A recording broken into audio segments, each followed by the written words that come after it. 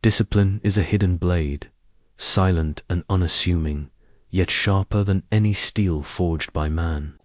You do not feel it until it cuts, until it separates those who endure from those who falter. Modern men chase shortcuts, craving the fleeting rush of adrenaline or the hollow recognition of others, never realizing that the real weapon is invisible, residing in the quiet repetition that most dismiss as tedious. Ancient warriors understood this instinctively.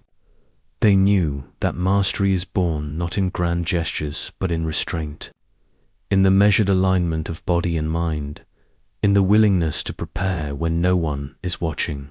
Your life, like theirs, is shaped long before skill or luck appears. The hours spent unseen, the effort unnoticed, the discipline maintained while the world clamors for spectacle, all of it molds power. Visible action is loud, but it is fleeting. Unseen preparation endures.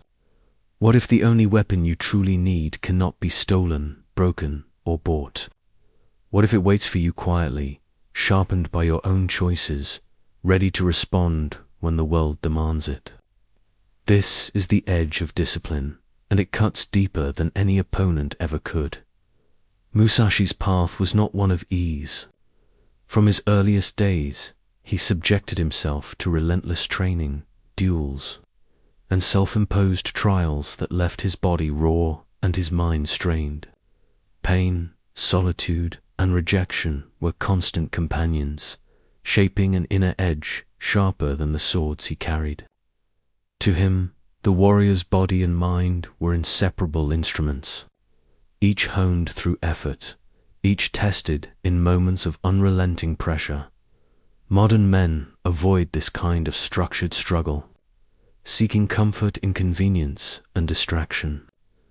Musashi's journey illustrates the difference between effort imposed externally by circumstance, by necessity, and effort chosen voluntarily as a statement of sovereignty over the self.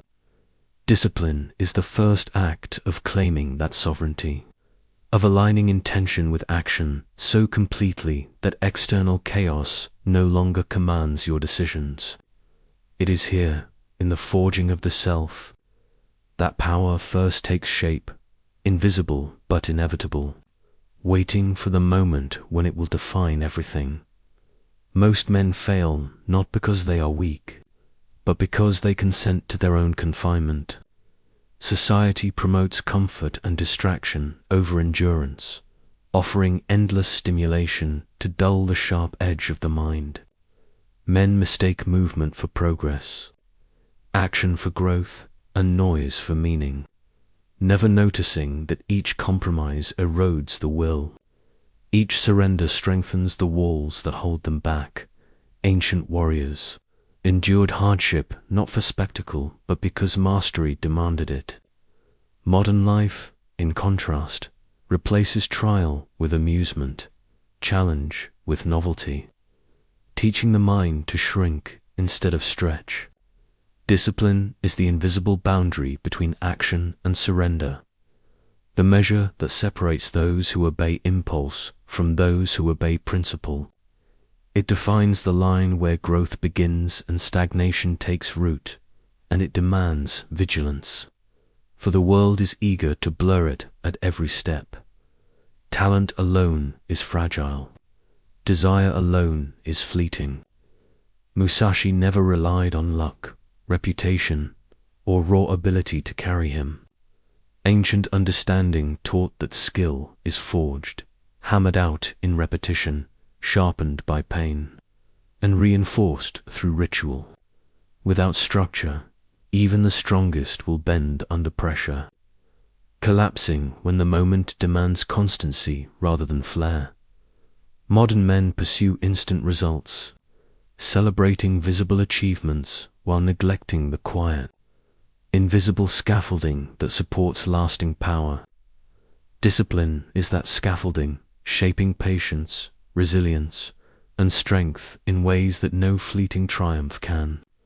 Limits dissolve only when action follows consistent structure, when effort is guided by principle rather than impulse.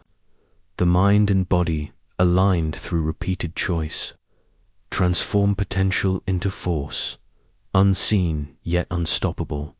Musashi fought battles no one witnessed, in rituals and daily rigor that required no audience. The true opponent was always internal: hesitation, doubt, fatigue, the desire to quit. Ancient warriors recognized self-mastery as the ultimate conquest, understanding that the mind must be trained as relentlessly as the body. Modern men mistake comfort for victory, avoiding the internal struggle that defines true power. Discipline, practiced quietly, trains perception, patience, and attention. It is a battlefield without applause, fought in the small choices of every day, in the repeated alignment of action with intent. Each moment of resistance overcomes compounds, each small triumph against inertia sharpening the mind. The mental war, unglorified and unseen, produces effects far beyond the battlefield or the arena shapes the man entirely. In moments of lethal threat, Musashi moved with calm that could not be taught, only earned. Stillness was not passivity.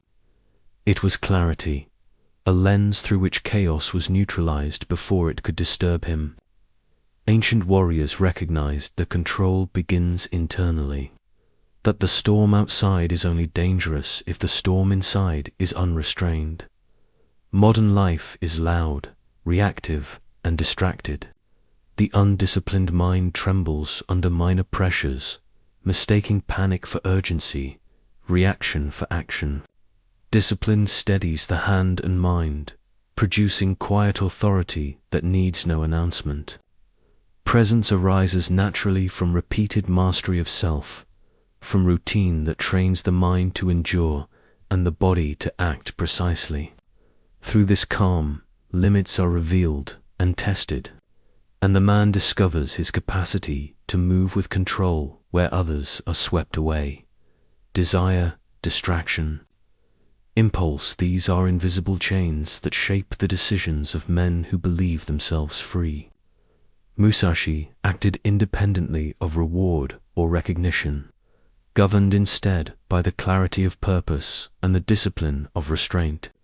Ancient wisdom teaches that restraint sharpens the spirit and focuses intention, while indulgence blunts awareness and erodes the will.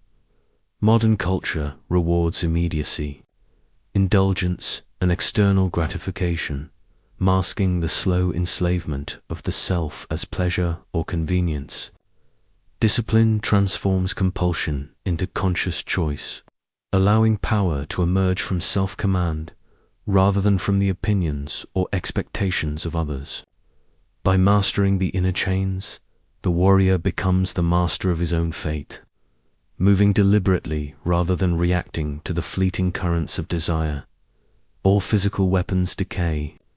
Steel rusts, bows snap, and swords break. Skill without discipline falters, even in the hands of the gifted. Musashi's legacy endures not because of the swords he wielded, but because of the principles he embodied.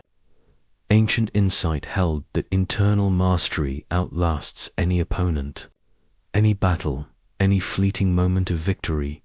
Modern men pursue quick wins, external validation, and the illusion of rapid growth, often overlooking the compounding power of quiet discipline. It creates advantage over time, expanding limits naturally when internal order precedes external action. The disciplined mind does not rely on circumstance, fortune, or applause. Its strength is self-reinforcing, resilient to decay, and unassailable by distraction. It is the weapon that endures beyond all others. Mastery is not a ceremony. It does not arrive with celebration or notice. Musashi understood that the path is lifelong, unending, and largely unseen. Each day presents the choice to maintain structure, resist weakness, and confront the silent battlefield within. Every step forward is proof of self-mastery, a quiet assertion of power that does not need witnesses. Every man faces this internal war, the constant alignment of action with principle, the refusal to surrender to convenience or desire. Discipline becomes a legacy, shaping mind, body, and presence without need for recognition. The final image is not of a man triumphant before crowds, but of one whose quiet authority speaks louder than any sword, whose life embodies mastery itself. This is the path that never ends, walked alone, unwavering, and uncelebrated yet wholly victorious.